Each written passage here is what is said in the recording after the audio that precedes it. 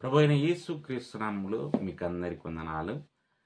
విధవరాలు కథ లేదా వితంతు యొక్క కథ గురించి మనము చూద్దాం. మార్కు సువార్తలు 12వ అధ్యాయం 41 నుంచి 44 వచనాల్లో మనం గమనించవచ్చు.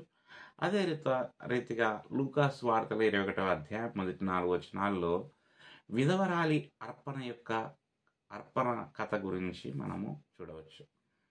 యేసు ఆలయంలో ఉన్నాడు. ప్రజలు తమ అర్పణలు ఇస్తున్నప్పుడు గమనిస్తున్నాడు. చాలామంది సంపన్నులు వచ్చి పెద్ద మొత్తంలో విరాళాలు ఇచ్చారు. అప్పుడు ఒక పేద వితంతు దగ్గరికి వచ్చి కొన్ని విలువైన 2 చిన్న రాగి నాణ్యాలు పెట్టింది. యేసు తన శిష్యులను పిలిచి ఇలా అన్నాడు, ఈ పేద విధవరాలు అందరికంటే ఎక్కువ మొత్తం ఖజానాలో వేసింది.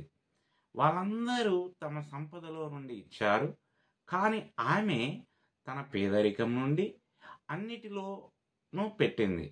ఆమె జీవించవలసినదంతా ఇచ్చిందని శిష్యులకు తెలియజేశాడు.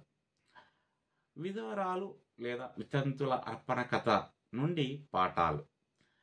మొదటగా త్యాగం చేయడం. నిజమైన దాతృత్వం అనేది ఇచ్చిన మొత్తాన్ని బట్టి కాదు, హృదయము మరియు దాని వెనుక ఉన్న త్యాగం ద్వారా కొలవబడుతుంది. రెండవదిగా దేవుడు హృదయానికి విలువ ఇస్తాడు. సంపద లేదా శక్తి యొక్క బాహ్య ప్రదర్శనల కంటే హృదయపూర్వక మరియు వినయపూర్వకమైన విశ్వాస చర్యలకు దేవుడు విలువ ఇస్తాడు.